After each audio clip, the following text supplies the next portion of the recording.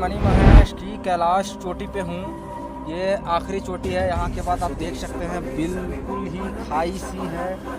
कैलाश पर्वत यानी कि भगवान शिव का घर। हमारे धार्मिक ग्रंथों में इस स्थान का काफी महत्व है, इसलिए हर साल लाखों श्रद्धालु इस पवित्र पर्वत के दर्शन करने जाते हैं। कुछ मान्यताएं तो ये भी कहती हैं कि भगवान शिव आज भी अपने परिवार के साथ इस पर्वत पर निवास करते हैं और यहीं से स्वर्ग जाने की सीढ़ी को माना जाता है।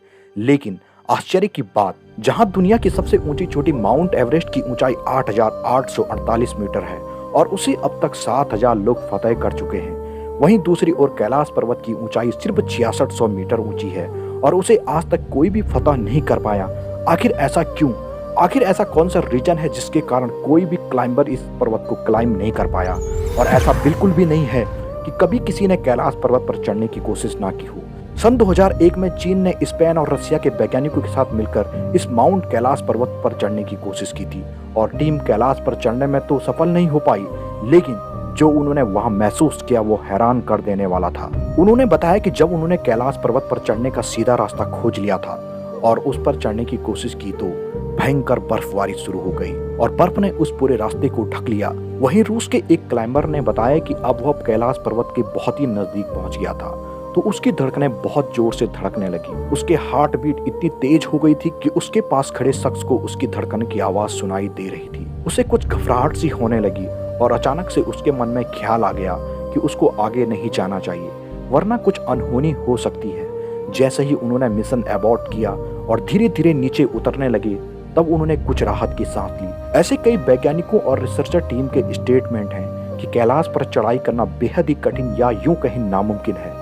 उनके द्वारा कहा गया कि कैलाश पर्वत में अलौकिक अदृश्य शक्तियां हैं जो कैलाश पर्वत की रक्षा करती हैं। कुछ वैज्ञानिकों का मानना है कि कैलाश पर्वत एक पिरामिड है जो ऊपर से तो बर्फ से ढका है लेकिन अंदर से खोखला है, जहां से दूसरी दुनिया में जाया जा सकता है।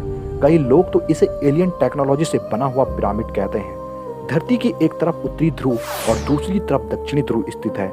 इन्हीं के बीच में स्थित है कैलाश पर्वत, यानी कि यह धरती का केंद्र बिंदु है जिसको एक्सिस मुंडी भी कहा जाता है, जो आकाश और पृथ्वी के बीच का एक संबंध बिंदु है। यहीं पर 10 दिशाएं मिलती हैं। रशिया के वैज्ञानिकों का मानना है कि एक्सिस मुंडी वह स्थान है जहां पर अलौकिक शक्तियां होती है। यही इस पर्वत की चोटियों से 4 दिशाओं से 4 नदियों का उद्गम भी होता है।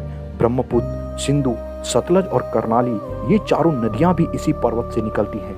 लेकिन आश्चर्य की बात यह है कि इन चारों नदियों के उद्गम स्थल की सेप किसी न किसी जानवर से जरूर मिलती है।